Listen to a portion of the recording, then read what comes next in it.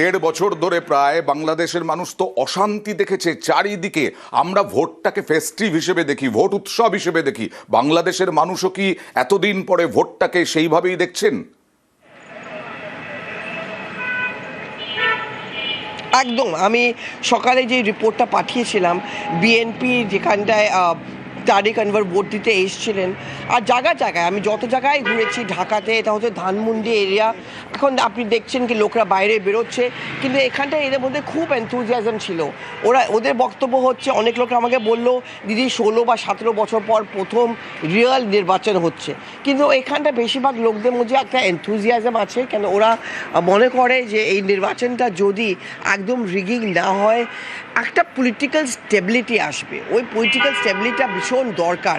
এখানে চাকরি নেই, এখানে জেনজিরা চাকরি চায়, এই জন্য একটা পলিটিক্যাল স্টেবিলিটি, একটা গ্লোবাল অ্যাকসেপ্টেবিলিটি, এই দুটো জিনিস বাংলাদেশের জন্য ভীষণ important. Thank you so much Pallavi. আমরা কথা বলছিলাম CNN নিউজ 18-এর সিনিয়র এডিটর পল্লবীর সঙ্গে। বাংলাদেশ থেকে সরাসরি জানালেন কি পরিস্থিতি, এবং আজকে সকাল থেকেই ভোট উৎসব বাংলাদেশে, তার মধ্যেও কিছু অশান্তি হচ্ছে, ব্যাপক বোমাবাজি, দেদার ছাপ্পা, কিন্তু লাইনে প্রচুর মানুষ, বহু মহিলা লাইনে দাঁড়িয়েছেন তাদের ভোট দিতে, তাদের গণতান্ত্রিক অধিকার প্রয়োগ করতে। মহানন্দের দিন, মহানন্দের আজকে নতুন বাংলাদেশের জন্মদিন। কাজে আমরা অতীতকে ফেলে, দুঃস্বপ্নকে ফেলে এখন নতুন স্বপ্ন চলে গেলাম। আজকে সেই দিন সারা জাতির জন্য, আজকে মুক্তির দিন, সেটা আমরা উৎসব পালন করছি।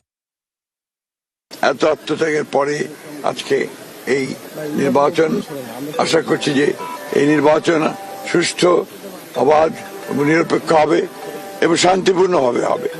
সকলের অংশগ্রহণের মধ্যে দিয়ে আমাদের প্রত্যাশা এই নির্বাচন বাংলাদেশের জন্য একটা নতুন অধ্যায় শুরু করবে। নীরব পরিবেশেই নির্বিঘ্নেই আমি ভোট প্রদান করলাম। আমি জনগণের প্রতি আহ্বান জানাচ্ছি, সকলের প্রতি আহ্বান জানাচ্ছি, আপনারা দলে দলে সবাই ভোট কেন্দ্রে আসুন। আজকে ভোটের দিন, আজকে এই দেশে নিজেদের মালিকানা বুঝে নেবার দিন। 16 বছর সুষ্ঠু নির্বাচনের সুযোগ ছিল না, আমাদের আজকে সুযোগ এসেছে এই ভোটাধিকার প্রয়োগের মাধ্যমে গণতন্ত্রকে প্রতিষ্ঠা করার, গণভোটে হ্যাঁ প্রদানের মাধ্যমে সংস্কার প্রক্রিয়াকে বাস্তবায়ন করার, এবং 11 দলের পক্ষে অবস্থান নিয়ে বাংলাদেশকে এগিয়ে নিয়ে যাব।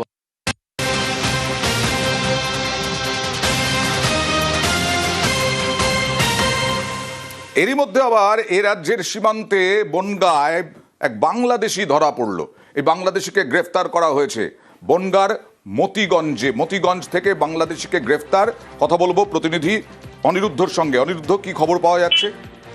দেখুন, উত্তর 24 পরগনার বনগাঁ মতিগঞ্জ এলাকা থেকে গতকাল বনগাঁ থানার পুলিশ এক সন্দেহভাজন বাংলাদেশিকে আটক করে। তাকে জিজ্ঞাসাবাদ করে পুলিশ জানতে পারে যে ধৃত এই ব্যক্তির নাম উতঙ্ক গাইন। তিনি বাংলাদেশ থেকে ভারতে চোরাপথে এসেছিল চিকিৎসার কাজে, এবং চিকিৎসা করিয়ে এখান থেকে গতকাল তিনি আবার বাংলাদেশে ফিরে যাওয়ার উদ্দেশ্যেই বনগাঁ মতিগঞ্জ এলাকায় এসেছিল। পুলিশ তাকে পরবর্তীতে গ্রেপ্তার করে, এবং তার কাছে কোনো বৈধ কাগজপত্র পুলিশের তরফ থেকে কিন্তু পায়নি। আজ তাকে বনগাঁ মহকুমা আদালতে পাঠিয়েছে বনগাঁ থানা পুলিশের পক্ষ থেকে। বেশ,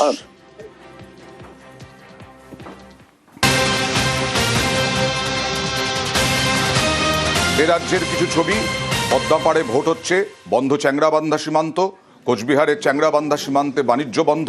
আজ ভোর 6টা থেকে শুক্রবার ভোর 6টা পর্যন্ত বন্ধ থাকবে এই সীমান্ত, যার ফলে ব্যবসায় কিছুটা হলেও ধাক্কা খাবে। এবার চলে যাব ফুলবাড়ি। ওপারে ভোট, এপারে সতর্কতা। ভারত বাংলাদেশ সীমান্তে হাই অ্যালার্ট। ফুলবাড়ি সীমান্তে অতিরিক্ত বাহিনী, সকাল থেকে বন্ধ ফুলবাড়ি সীমান্ত। আজ ও কাল আমদানি রফতানি বন্ধ।